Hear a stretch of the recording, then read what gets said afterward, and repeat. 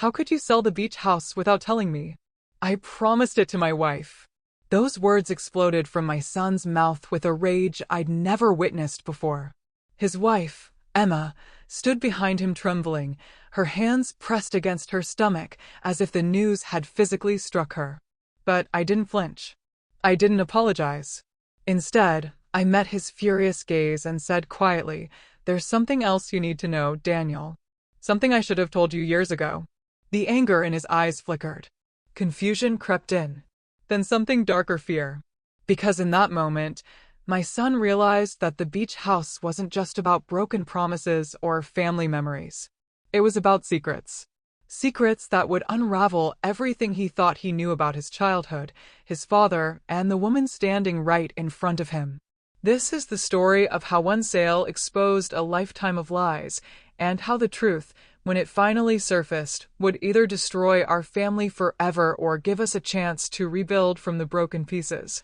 Keisha Chin stood in her doorway at 63, watching her son's face contort with emotions she'd spent 35 years trying to protect him from.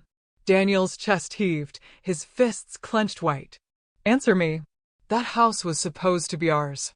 You knew that. Emma and I had plans. We were going to raise our kids there." Emma stepped forward, voice barely a whisper. "Mrs. Chin, please. We don't understand." Keisha's throat tightened. "I need you both to sit down." "I don't want to sit down." Daniel's shout echoed. "I want to know why you sold something that wasn't just yours to sell. Dad built that house." Your father didn't build that house." Silence crashed through the room. Daniel's mouth opened, closed. Emma's hand found his arm. "What are you talking about?" Daniel's voice lost its thunder, replaced by something quieter, dangerous. "I watched him. Every summer, he'd work on it. He told me stories about choosing every piece of wood." "Stories. That's all they were, Daniel. Stories." Keisha gestured to the couch. This time Daniel moved, sinking down with Emma pressed against him like survivors clinging to wreckage. "The beach house belonged to someone else before us. A man named Richard Westbrook." Keisha forced herself to meet Daniel's eyes. They were business partners. Best friends. They started their construction company together, Chin and Westbrook Development. "I've never heard of." "Because we erased him. After what happened, we removed every trace." Keisha closed her eyes. There was an accident at a construction site. Safety violations. Someone had cut corners, and when the inspector came, lawsuits started flying. "Richard blamed your father." Daniel's face went pale. "Dad would never. It was Richard who authorized the changes. But he blamed your father, and we nearly lost everything. The company, our savings, our reputation." Keisha's voice dropped. 6 months later, Richard showed up with the beach house. Said he wanted to make amends. We took it. And Dad just accepted it? After what Richard did. I was pregnant with you. We were barely making rent. The beach house was stability. Keisha pulled an envelope from her pocket. "Richard Westbrook died 2 months ago.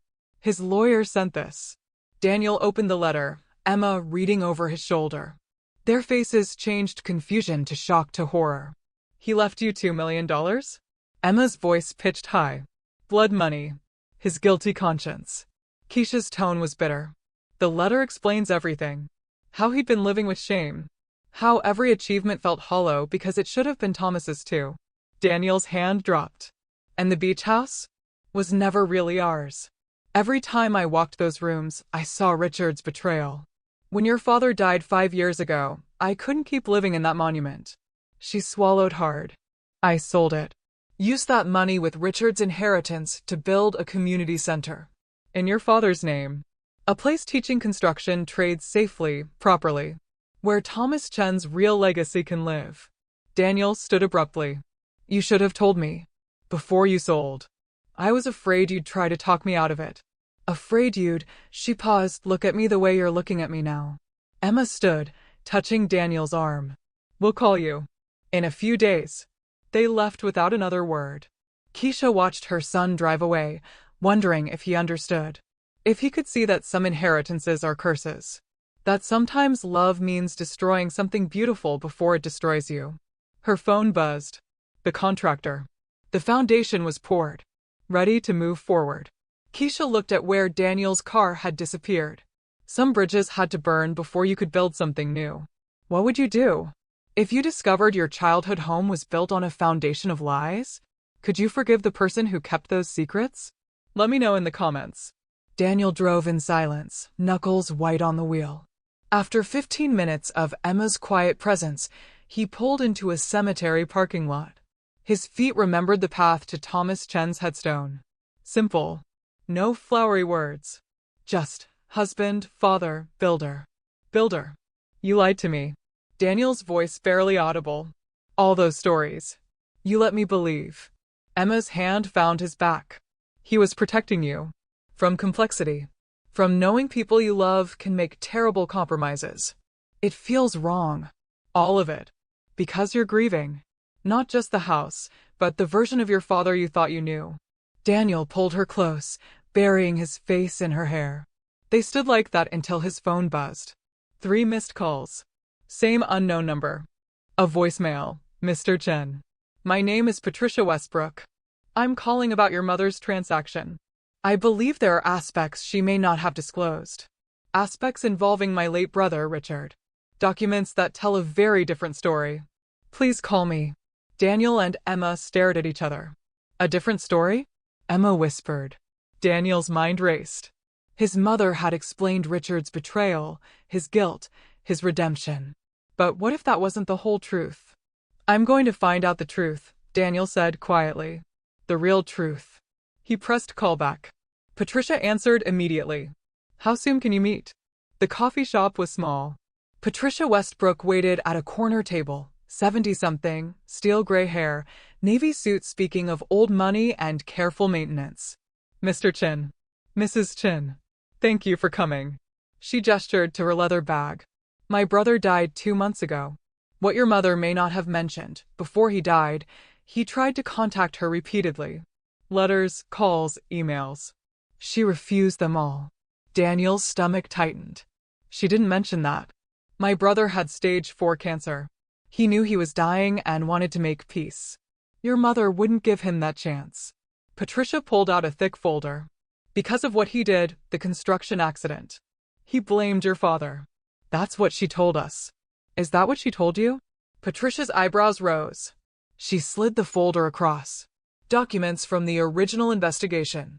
Police reports, inspector's notes, witness statements. Read them before we continue. Daniel opened the folder, Emma leaning close. The first document, a police report, April 15th, 1997. Witness statements. Multiple workers testified seeing Thomas Chin on site the day before inspection. In the office where building plans were kept. On the phone, arguing. Heard him say, "It's already done. We can't change it now." No. Daniel's voice hollow. This is wrong. Keep reading, Patricia said quietly. Safety inspector's report. Flagged violations. Substandard materials. Corner cutting. And at the bottom, head contractor Thomas Chin claimed ignorance. Partner Richard Westbrook confirmed this claim, stating he authorized changes without Chen's knowledge. However, financial records indicate Chin signed off on material purchase orders. Daniel's hands went numb. He signed off. Your father handled procurement. Richard handled on-site management. When violations were found, they both knew the company would be destroyed. Someone had to take the fall. Patricia's voice softened. My brother loved your father like a brother.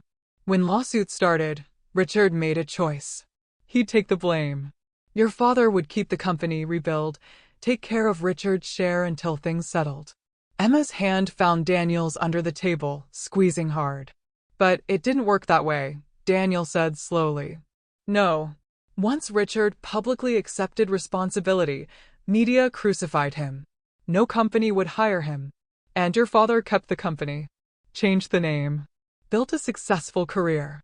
When Richard came later, desperate, looking for help, Patricia's jaw tightened. Your father refused. Said he'd paid his debt with the beach house. Told Richard to never contact your family again. Daniel couldn't breathe.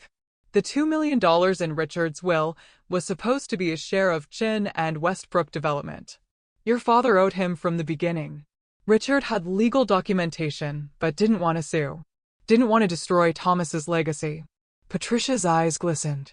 So he waited until he was dying.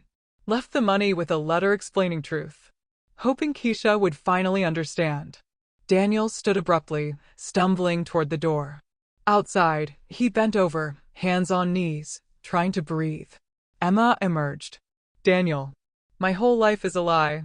Everything I thought I knew about Dad, it's all bullshit. We don't know the whole story. Yes, we do. Patricia showed us documents. Police reports don't lie. Dad took advantage of Richard's sacrifice. Built success on Richard's destroyed reputation. And Mom, he laughed bitterly. Mom knew. She had to know. Emma's hands framed his face. Stop. Breathe. I have to confront her. Not like this. When, Emma? When do I confront the fact that my parents weren't heroes, they were cowards who destroyed a good man's life? When you can do it without destroying yourself. Her voice was firm. Whatever they did doesn't change who you are. Behind them, Patricia emerged with the folder. Mr. Chin, I'm sorry. I know this is overwhelming. She held out a business card. When you're ready, there are other documents. Letters Richard wrote to your father over the years. Requests for help that went unanswered. Daniel took the card numbly. For what it's worth, Patricia said, my brother never stopped caring about your father. In his last letter, he said he hoped Thomas's son wouldn't have to pay for Thomas's mistakes. He hoped you'd be different. She walked away, leaving Daniel and Emma on the sidewalk. What do I do? Daniel's voice was small. Emma took his hand. You do what you've always done. You choose integrity over comfort. That means confronting Mom. Yes. Everything changes. Everything already is changed. Emma squeezed his hand. Now you decide who you want to be in the aftermath. Daniel looked at Patricia's card, then at his phone. I want to see the rest of the documents. All of them. Before I talk to Mom, I need to know everything. Together, Emma said. Together. Have you ever had to choose between protecting someone you love and honoring the truth? What would you do? Drop your thoughts below. I want to know where you stand. Patricia Westbrook's home was warm, modest, filled with photographs. She greeted them in jeans and a sweater, earlier formality replaced by vulnerability. Thank you for coming back. She gestured to boxes stacked against the wall. For cardboard boxes labeled with dates spanning 28 years. My brother was meticulous. He said if he couldn't clear his name while alive, at least truth would survive. Patricia opened the first box, pulling out a yellow legal pad covered in Richard's handwriting. April 10, 1997, Thomas called at 2 a.m. Panicked. Material shipment wasn't what we ordered. Support beams rated lower than spec. I asked if we could send them back. He said we couldn't. Already 2 weeks behind, contract had penalty clauses. Every day cost us $10,000. I told him we had to report it. He asked if I was willing to lose everything over a supplier's mistake. Asked me to think about Keisha, the baby coming. Said we'd worked too hard to let a technicality destroy us. I should have said no. Daniel's throat tightened. He flipped the page. April 11th, Thomas decided we'd use the beams, but add support columns to compensate. On paper, it worked. Barely. I signed off. We shook hands and agreed, this stays between us. April 14th, surprise inspection. Thomas pulled me aside. Said one of us needed to take responsibility, not both. If we both went down, company was finished. He asked me to say I'd authorize the changes alone. Said it would be temporary. Once things died down, we'd come clean together. I trusted him. God, I was such a fool. Daniel closed the folder, hands shaking violently. Patricia pulled out more folders, spreading them across the desk. Letters he wrote to your father. May 1998, Richard asks if Thomas can help him find work. Says he's been blacklisted. Your father's response, I've done what I can. The beach house is yours. We're even. Even, Daniel repeated. September 2001. Richard's mother dies. Asks Thomas for a loan for funeral expenses. No response. December 2007. Health scare. No insurance. Asks if company profits might still be his. Your father's lawyer sends cease and desist threatening legal action if Richard continues to harass the Chin family. Each revelation hit like a physical blow. Why? Daniel's voice cracked. They were friends. Fear. Once your father took that first step, letting Richard take the blame, everything after became self-protection. If Richard told the truth, your father's reputation would collapse. So he dug deeper. Made Richard the villain so thoroughly no one would believe Richard if he spoke up. Patricia pulled out photographs. Two young men standing before a sign, Chin and Westbrook Development, grand opening. Arms around each other, faces bright with hope. They were brothers, Patricia said. Not by blood, but by choice. This friendship was real once. Daniel stared at the photographs, his father so young, so full of promise. And Richard, kind-eyed, smiling. My brother's last words were, "Tell Thomas the first forgive him. Tell him I understand why he did it, even if I wish he'd made a different choice." Daniel's vision blurred. He sank into a chair and let himself cry. Deep, wrenching sobs from somewhere primal and broken. When he finally regained control, his voice was hoarse. My mother doesn't know the whole truth, does she? She knows Dad let Richard take the fall, but not about the beams. Not that Dad was equally responsible. Patricia hesitated. From Richard's letters, it seems Thomas maintained the fiction even at home. So Mom sold the house thinking she was refusing blood money from a guilty man. Daniel's jaw set. She doesn't know she was the one living off stolen wealth all along. What are you going to do? Tell her the truth. All of it. Emma touched his arm. Daniel, think. I have thought about it. If I don't tell her, I'm just continuing Dad's lie.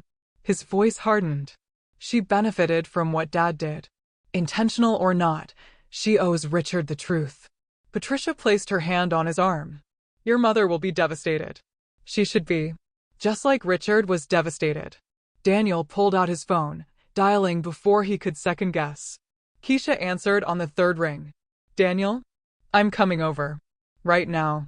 And you need to listen to everything I'm about to tell you, because your entire understanding of Dad, of Richard Westbrook, of our family, it's all wrong. Silence. Then quietly, what are you talking about? I'm talking about the truth. Dad wasn't Richard's victim. Richard was Dad's. Daniel, that's not. I have documents, Mom.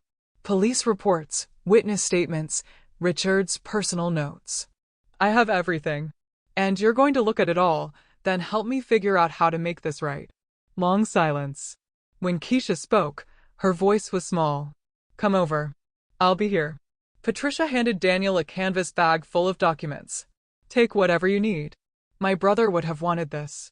As they moved toward the door, Patricia called out. Daniel? My brother's funeral was last month. Small service. Your father never came. But Richard asked me to save a seat for him anyway. Just in case. The image struck Daniel like a fist. Richard, dying, still holding space for the friend who'd destroyed him. I'm sorry, Daniel whispered. I'm so sorry. Don't apologize for things you didn't do. Just try to be better than what came before. The drive to Keisha's felt both endless and too short. When they arrived, Keisha opened the door looking smaller, drawn, eyes red-rimmed. Come in. They settled in the living room, Daniel placing the bag of documents on the coffee table like evidence at trial. Before you start, Keisha said, I want you to know, your father loved you more than anything. Whatever mistakes he made, that was always true. I know. But love doesn't excuse everything. Daniel opened the bag, pulling out documents. Richard Westbrook didn't betray Dad. Dad betrayed Richard. No. Let me finish. Please. Just listen. For the next hour, Daniel walked his mother through the evidence. Police reports showing Thomas's involvement. Richard's notes detailing Thomas's request for silence. Letters Richard wrote, begging for help, receiving only threats. Keisha's face went through stages: denial, anger, confusion, dawning horror. He told me Richard blamed him, she whispered, hands shaking. He said Richard was spreading lies. I believed him. I never questioned, her voice broke. God, I never questioned him. Why would you? He was your husband. Emma's voice was gentle. But I should have known. Should have seen. Keisha looked at Daniel, tears streaming. All those years, Richard was suffering. Struggling. And I was living in his house, believing I was the wronged party. You were lied to, Daniel said. But now you know. And now we decide what to do. The community center, Keisha said. Built with money that belonged to Richard. There's more. Daniel pulled out financial records. Dad's company continued 28 years after the split. Half should have been Richard's. The $2 million doesn't even come close. How much? $10 to $12 million. The number physically struck her. Keisha slumped back, hand pressed to chest. I don't have that. The house, some savings, but nothing close to. She looked at Daniel desperately. What do we do? We start by being honest. Patricia deserves to know we understand. That we're not defending Dad's actions anymore. And then we figure out restitution. Some acknowledgement that Richard's sacrifice mattered. Keisha nodded slowly.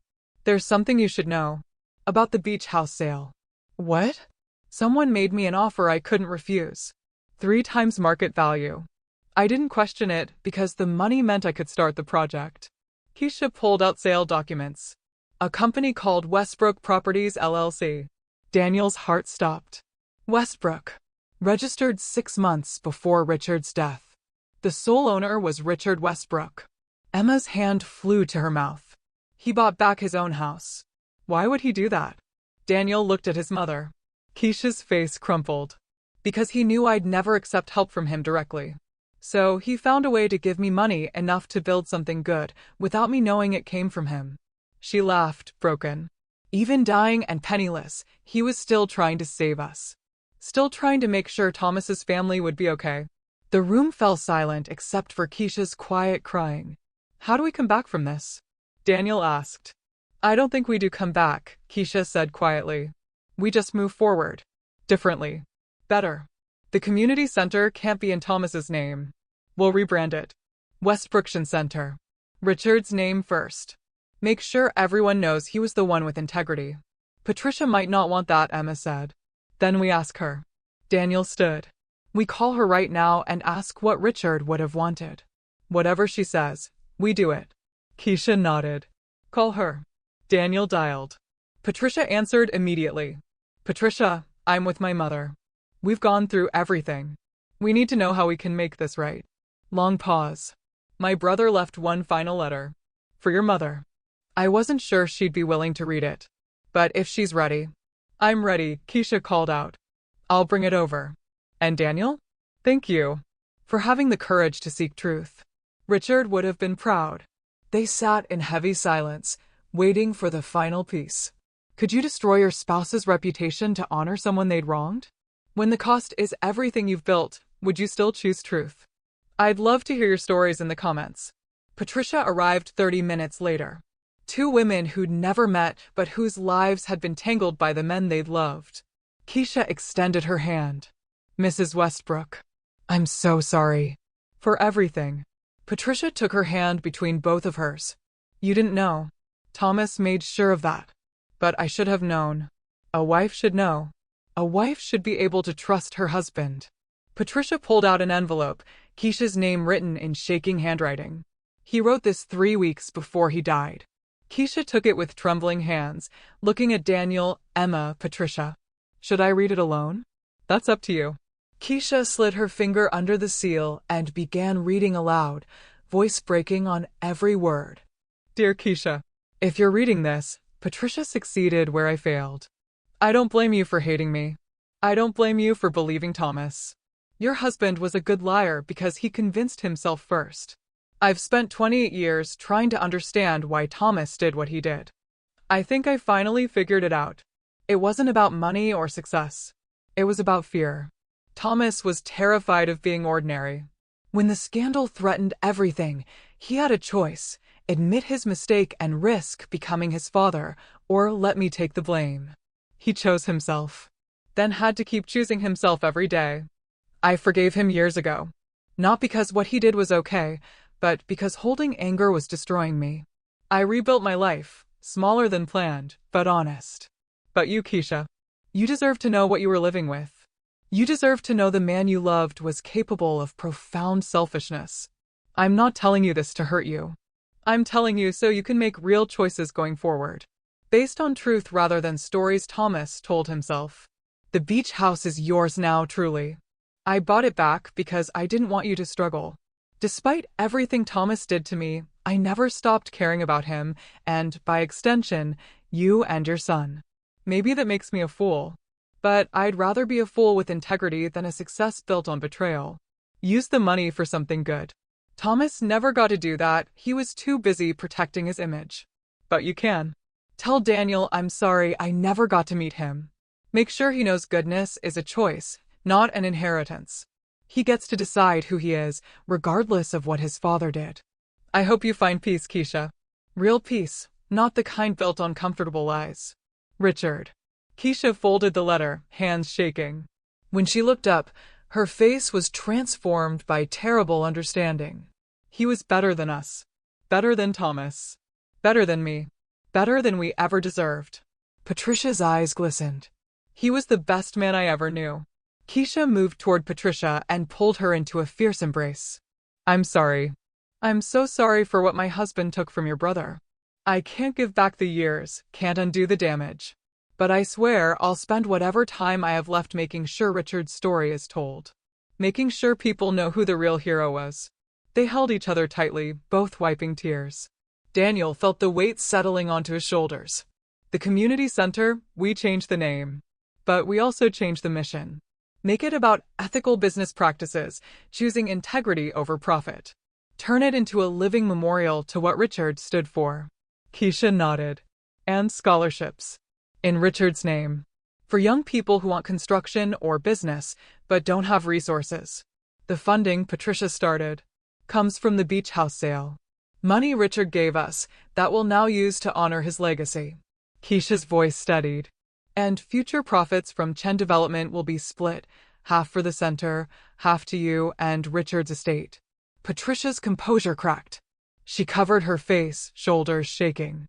Keisha moved to comfort her. Daniel pulled Emma close. He thought about his father, the hero of his childhood gone, replaced by someone far more flawed. But Daniel wasn't his father. He got to choose differently. There's one more thing, Daniel said. I want to write Richard's story. For the center. For the people who'll use it. They should know why it exists. Patricia smiled through tears. Richard would say redemption isn't something you give people. It's something they earn through choices. You're earning it for your father.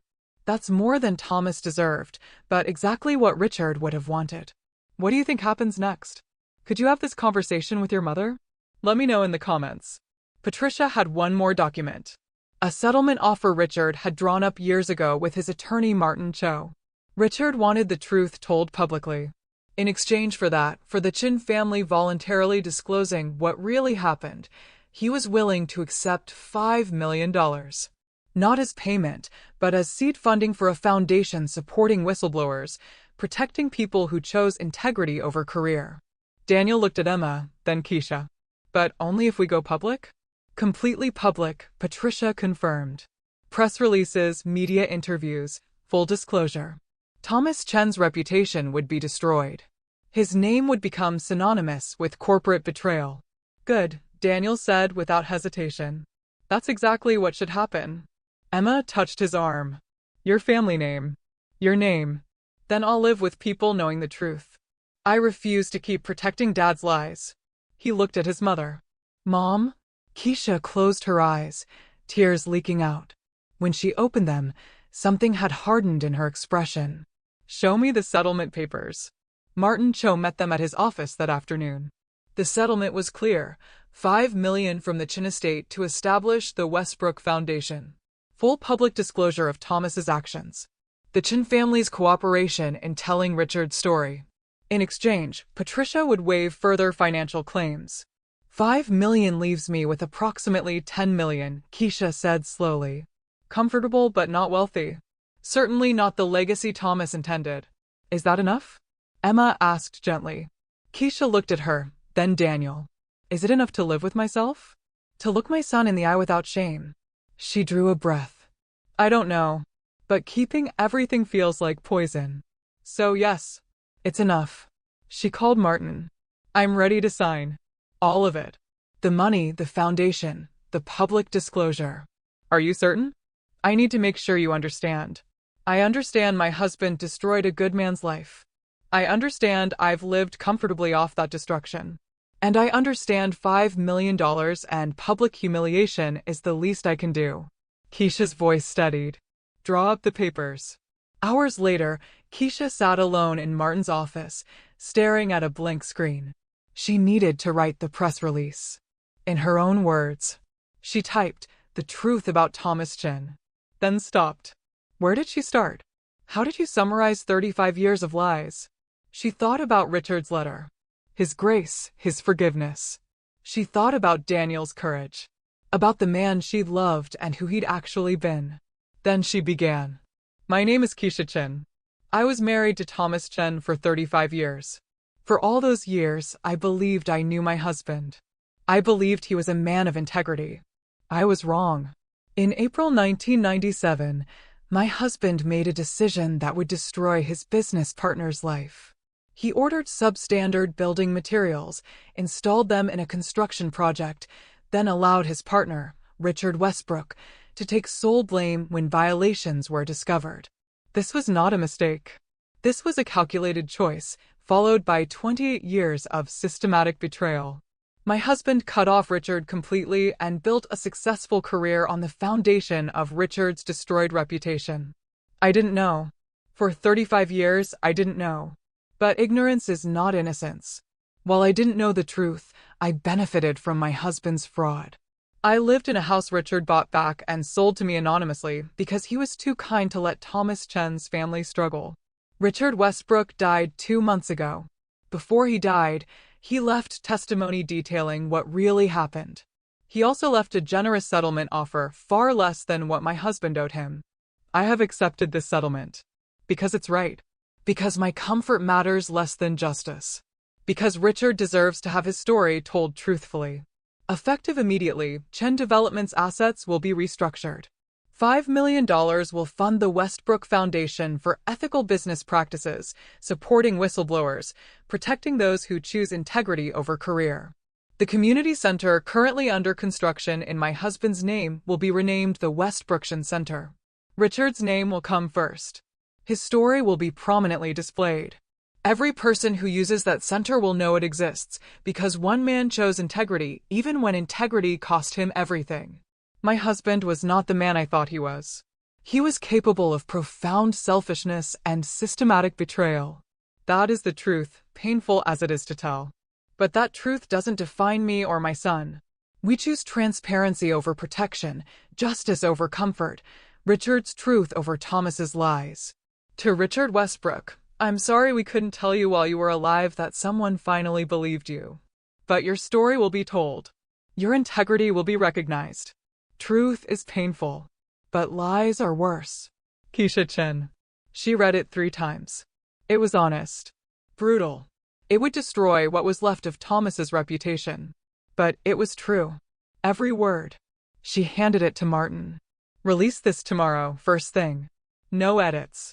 Just the truth. Mrs. Chin, this is very direct. Are you sure? No softening. Richard spent 28 years living with hard truth while we lived with comfortable lies. The least I can do is speak plainly now. The press release went out at 6 a.m. By 7, Keisha's phone rang constantly. News outlets requesting interviews. Former colleagues expressing outrage or support. Social media erupting. Daniel and Emma had stayed the night. They sat around the kitchen table, watching news coverage scroll across a laptop. Former CEO Thomas Chin exposed as fraud in deathbed testimony. Widow's confession. My husband destroyed his best friend. The stories were everywhere. Brutal. Keisha's phone rang. Unknown number. She answered. Mrs. Chin? This is Sarah Michaels. I dated Richard Westbrook. Back in 2003. Keisha's heart seized. I know who you are. I just read your statement. I wanted to apologize. I left him. When I found out about the scandal, I thought he was lying.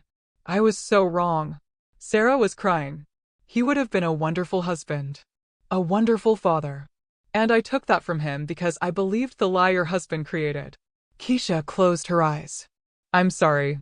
For what Thomas did. For all the ways it destroyed things that should have been beautiful. I tried to find Richard years later. But he'd moved. And now he's gone, and I can never tell him I'm sorry. Sarah's voice steadied. But I can donate to the foundation. I can volunteer. I want to help. He would have appreciated that.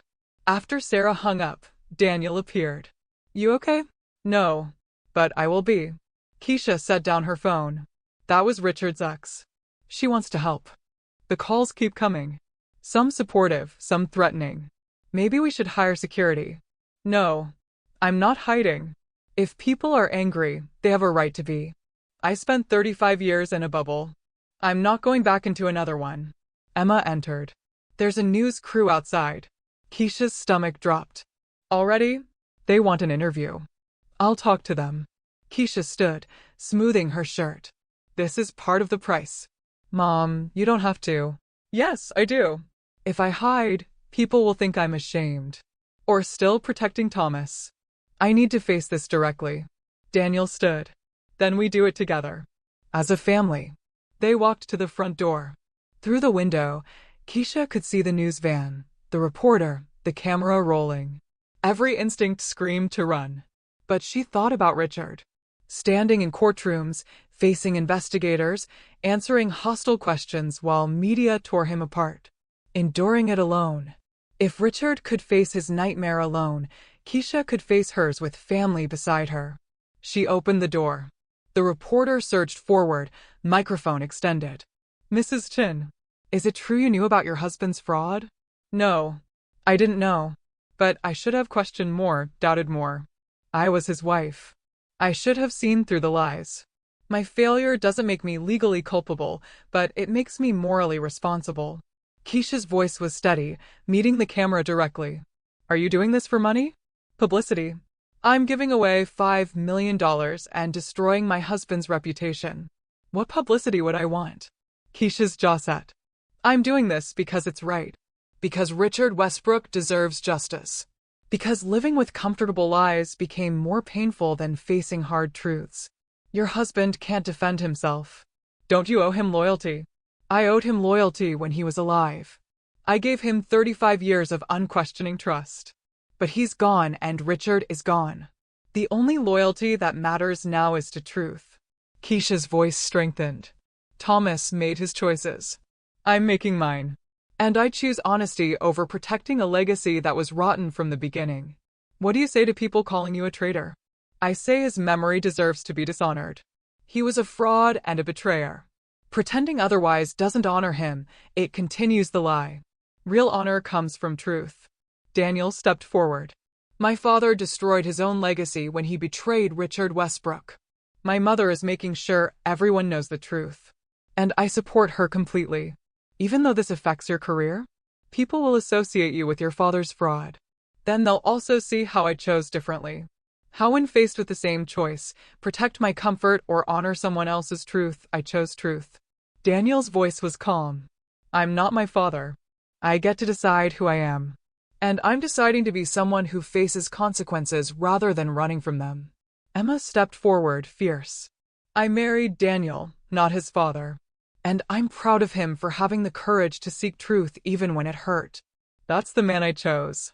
When the news crew finally left, Keisha sagged. Daniel caught her. You did great, Mom. I feel like I'm going to throw up. Inside, Keisha pulled up the Foundation's preliminary website. Already live. Richard's photograph prominently displayed. The mission statement. Donation links. Look. Daniel pointed. People are already donating. Small amounts rolling in. $20. $50. But steady. People who'd read Keisha's statement, heard Richard's story, wanted to help. Sarah Michaels donated $5,000, Emma said. Keisha's eyes burned. She's trying to pay back what she can't give him directly. Daniel scrolled through donor messages. Listen, I was scapegoated by my former employer. Lost everything. Reading Richard's story made me feel less alone. Thank you for telling the truth. Richard's story was resonating. His pain was connecting with others. Patricia called. I just watched your interview. You were magnificent. I was terrified. Courage isn't the absence of fear. It's acting despite it. Patricia's voice was warm. Richard would have been so proud. The foundation received over $50,000 since your statement went live. Keisha felt tears spill. I wish he could know. Wish he could see that someone finally believed him. Maybe he does know. I'd like to think he's somewhere watching, seeing his name cleared. Patricia's voice caught.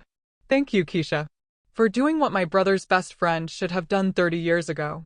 After hanging up, Keisha sat in silence. Exhausted. Terrified of tomorrow. But beneath the fear, something stirred. Peace. Or maybe just the absence of guilt. For the first time in years, she wasn't carrying the weight of an unconscious lie. Daniel appeared with tea, Emma with a blanket. They settled around her. What happens now? Emma asked. More interviews. More questions. The center construction continues with the new name. The foundation starts operating. Keisha sipped tea. And we figure out how to live as the family that told truth when it would have been easier to keep lying. Think we can do it? Keisha looked at Daniel, this good man who'd had courage to seek truth even when it destroyed his childhood. At Emma, who'd stood beside him. At her own hands that had signed those papers and written that confession. I think we don't have a choice. Truth is out now. We can't take it back. We just have to live with it and try to build something better. Daniel raised his cup. To Richard Westbrook. To finally getting the justice he deserved. To Richard, Emma echoed. To Richard, Keisha whispered. May his integrity inspire us to be better. They sat together as evening fell, watching more news vans arrive, neighbors gathering, their quiet life transforming into something public and complicated. But they faced it together. And that made it bearable. Would you have done the same? Sought truth even knowing it might destroy your family's legacy?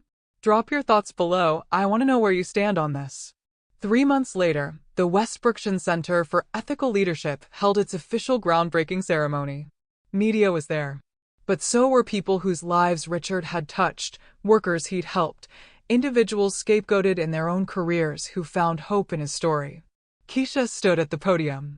Patricia sat in front, eyes red but smile genuine. Daniel and Emma flanked Keisha. Between them, on an easel, was a large photograph of Richard Westbrook, young, hopeful, dreaming of building something meaningful. We're here today to honor a man most of us never met, Keisha began.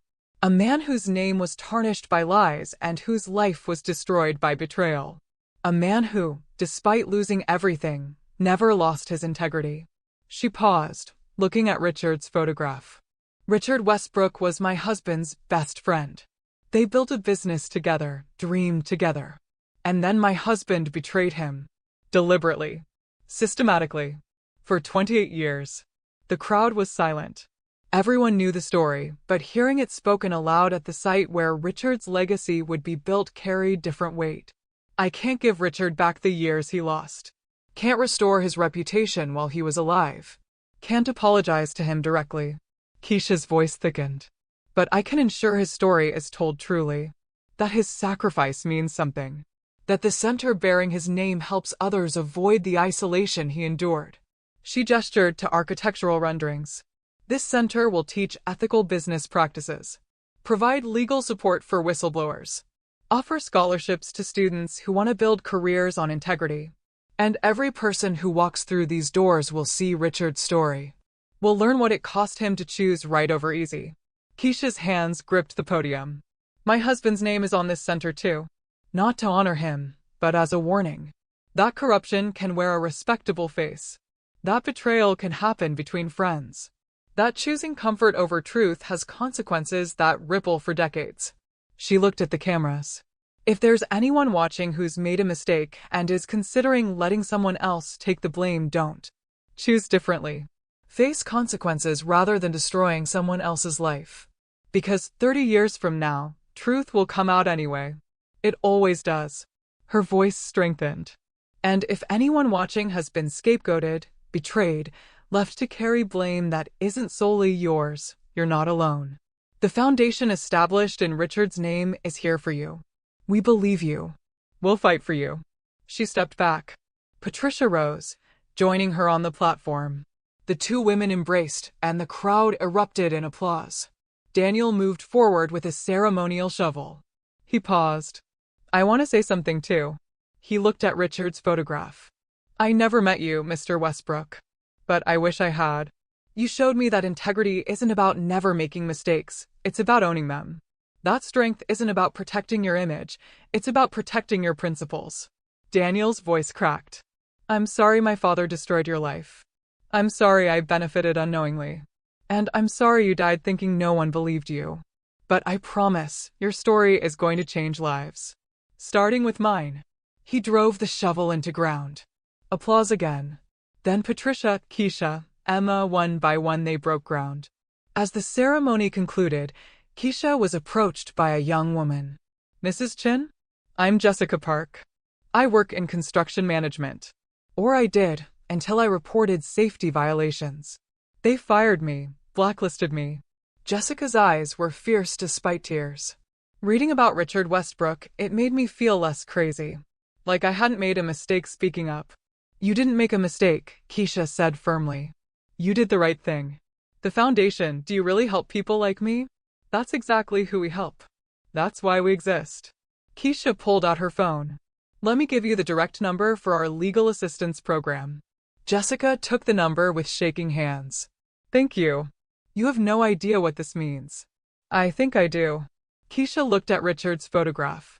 I'm just sorry it took 30 years and a man's death for this support to exist. Similar conversations happened throughout the afternoon. Whistleblowers. Scapegoats. People who'd chosen hard right over easy wrong and paid dearly. They came to thank Keisha, share stories, volunteer. Richard's pain was becoming a bridge. His sacrifice was creating community. As the sun set and crowds dispersed, Keisha stood alone at the construction site, looking at freshly broken ground. This was where Richard's legacy would rise, where his story would be told, where his name would mean integrity. Daniel approached, slipping his hand into hers. Think he'd be happy? I think he'd be humbled. And moved. And probably embarrassed by attention. Keisha smiled through tears. But yes, I think he'd be happy. Finally. They stood in silence, watching construction workers secure the site. Tomorrow they'd return, and the day after, steadily building something solid on a foundation of truth. It wouldn't undo the past. Wouldn't give Richard back his stolen years. But it was something. A start. A way forward that honored who Richard had been. And for Keisha, it was the first step toward living a life she could be proud of, not because it was comfortable or successful, but because it was honest. 1 year later, Keisha stood in the completed lobby of the Westbrookshire Center. Walls lined with photographs, Richard as a young man, at construction sites, coaching Little League, smiling with his sister. And beside those, smaller but prominent, photographs of Thomas Chin with explanatory plaques that didn't soften his betrayal. The cautionary tale, one section was labeled, showing Thomas's rise, his success, then truth of how that success was built. Not to humiliate, but to educate. Daniel entered carrying his laptop. Mom, you need to see this. A documentary had just been released. The Price of Integrity, the Richard Westbrook story. Featuring interviews with Patricia, Keisha, workers who'd known Richard. It's getting incredible responses, Daniel said, showing social media. And the foundation, we've received over 2 million in donations. And hundreds of requests for legal assistance from whistleblowers across the country. Keisha's eyes widened. Hundreds. People who saw Richard's story and realized they weren't alone. Who thought maybe someone would finally fight for them. Daniel's voice was thick. We're helping people, Mom. Actually making a difference. Patricia appeared. She'd become a regular presence, working with Keisha to shape programs. The scholarship applications are flooding in too. We're funding 50 full scholarships this year. 50 young people who'll learn to build careers on integrity. Keisha felt overwhelmed. When she'd signed those papers a year ago, she'd been terrified. Certain she was destroying her life for a gesture that might not matter. But it had mattered. Richard's story had resonated. There's one more thing, Daniel said. He pulled up an email. From Sarah Michaels. Keisha read aloud. Dear Westbrook Foundation. Thank you for giving Richard the vindication he deserved. I've started a local support group for people who left relationships because of unverified scandals. It's called Second Look, encouraging people to question narratives, to believe in partners who've proven trustworthy. Richard's story is our foundational example. The man who told truth but wasn't believed. Thank you for making this work possible. Sarah. Keisha set down the laptop, unable to speak. The ripples kept spreading. Richard's pain was becoming medicine. He would have loved this, Patricia said softly. Not the attention, but the impact. That his suffering wasn't wasted. Keisha nodded. I wish he could see it. Maybe he does. Maybe knowing that truth eventually wins, that integrity eventually matters, maybe that's the piece he couldn't find while alive. They stood in the lobby, surrounded by Richard's story, watching people stream in for afternoon programs. Ethics classes, whistleblower support groups, legal clinics, career counseling for those blacklisted for doing right. All built on one man's refusal to compromise. Emma arrived with their daughter, Lucy. The toddler toddled over, arms outstretched. Keisha scooped her up. Lucy would grow up knowing the truth about her grandfather. Would learn that people could make terrible choices, that families could be complicated. But she'd also learn about Richard Westbrook. About choosing right even when it's hard. About the power of truth. What do you think? Keisha asked Lucy, pointing at Richard's photograph. That's the man the center is named for. The hero of our story. Lucy babbled, reaching for the photograph. Exactly right, Keisha said, smiling through tears. He deserves to be remembered. And honored. And celebrated. She looked at Daniel and Emma, at Patricia, at people flowing through the center's doors. At the foundation built on truth instead of lies. It hadn't been the ending she'd expected. Hadn't been the life she'd planned. But it was honest. Real. Built on solid ground. And for the first time in 35 years, Keisha Chin could sleep at night knowing she'd chosen integrity over comfort, truth over convenience, someone else's justice over her own peace. The price had been high. But she was finally learning what Richard had known all along. Some things are worth any cost. And integrity is one of them. Keisha visited Richard's grave regularly, always bringing fresh flowers. The center served over 5,000 people last year, she told the headstone. Whistleblowers, scapegoats, people who chose integrity. We helped them fight legal battles, find careers, cope with isolation. The scholarship program funded 200 students. Your story is taught in business schools as an example of the true cost of choosing right. She knelt, placing flowers beside Patricia's fresh bouquet. I know I can't undo what Thomas did. Can't give you back your life, your career, your chance at happiness. But I hope, her voice cracked, I hope wherever you are, you know that you won. That truth did surface. That your sacrifice mattered. That you inspired thousands to choose integrity even when it's hard. Wind rustled through trees. Keisha sat in the grass. Daniel has a second child now. A son. They named him Richard. She smiled. He'll grow up knowing your story. Knowing what real courage looks like. She pulled out Richard's letter, the one he'd left for whoever sought truth. She'd read it hundreds of times. Be brave. Be honest. Be better than what came before. I'm trying, Keisha whispered. Every day, I'm trying to be better. To make choices that honor what you stood for. To build a life on truth instead of comfortable lies. She stood, brushing off her clothes. As she turned to leave, she saw a young woman approaching with flowers. Are you Keisha Chin? Yes. I'm Amanda Westbrook. Richard's niece. Patricia's daughter. The young woman smiled. I've always wanted to thank you. For giving my uncle the justice he deserved. For making our family name mean integrity again. Keisha felt tears sting. I just told the truth. Your uncle did all the hard parts, living with honor when it cost him everything. But you chose to see that truth. Chose to honor it even when it meant destroying your husband's legacy. That took courage too. Amanda placed her flowers. Uncle Richard would have liked you. Would have respected what you built from the ruins. They stood together at the grave. He's not forgotten, Amanda said softly. His story is alive. His legacy matters. That's more than most people get. It's more than he ever got while alive, Keisha said. But yes, it's something. A beginning. As Keisha drove home, she thought about beginnings and endings. About how Richard's life had ended in isolation, but his story was beginning to change the world. About how Thomas's life had ended in success, but his story was beginning to serve as warning. About how truth, eventually, always found its way to light. At home, Daniel and Emma were there with the grandchildren. Lucy was reading. Young Richard was full of questions.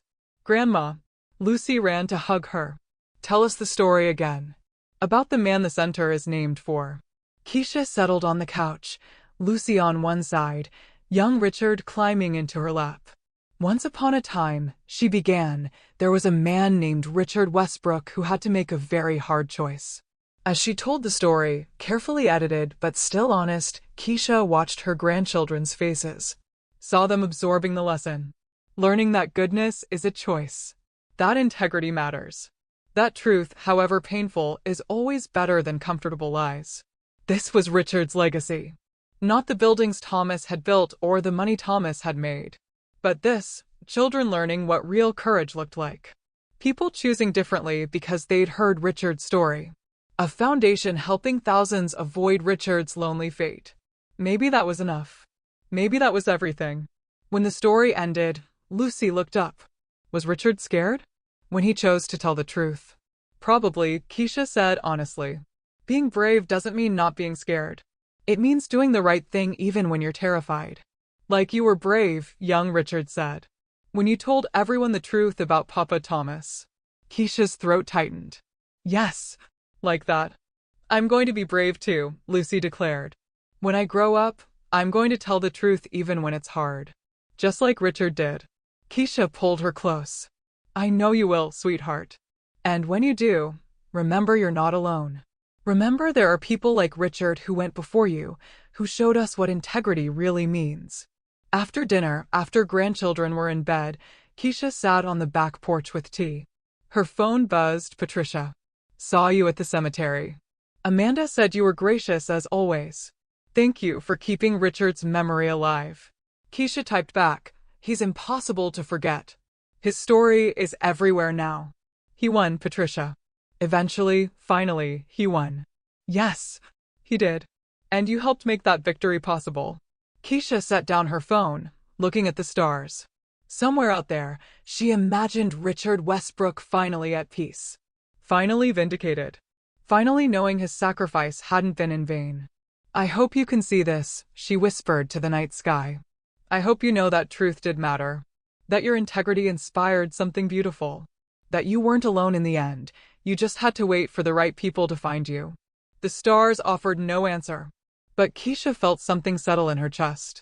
Not quite peace, she wasn't sure she'd ever have complete peace. But something close. Acceptance. Or just the knowledge that she'd done everything she could to make it right. Inside, she could hear Emma reading bedtime stories. Daniel's laugh. The sounds of a family built on truth instead of lies.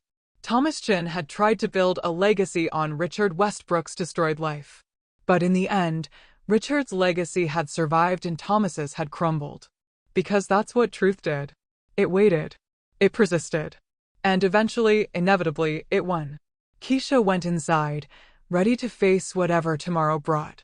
More foundation work, more people to help, more chances to honor Richard's memory through action. She wasn't the woman she'd been a year ago, comfortable, ignorant, protected by lies. She was someone harder now, more complicated. Someone who'd looked at the ugliest truths and chosen to face them. Some people called her brave. Others called her a betrayer. Keisha didn't care about labels anymore. She just cared about doing right. About being better than what came before. About living up to the example Richard Westbrook had set. And in the end, maybe that was all any of them could do. Make the choice. Face the consequences. Build something honest from broken pieces. One day at a time. One truth at a time. One act of integrity at a time. Richard would have understood that. Keisha thought he might even have been proud. The end. So, here's my question for you. Could you have done what Keisha did? Could you have destroyed your spouse's legacy to honor someone they'd wronged? Or would you have taken the easier path, kept the money, kept the reputation, kept living in beautiful ignorance? There's no judgment here. Just honesty. Because we all like to think we'd choose integrity when tested. But when the cost is everything you've built, everyone you love potentially suffering, your family name destroyed, would you still choose truth? Drop your honest answer below. And if this story moved you, if Richard's sacrifice or Keisha's redemption touched something in your heart, hit that subscribe button. Because stories like this, stories about the real cost of integrity and the true meaning of courage matter. And I want to keep telling them. Thanks for watching. Thanks for caring enough about truth to sit through this whole journey with me. Remember, be brave. Be honest. Be better than what came before. Just like Richard Westbrook showed us all.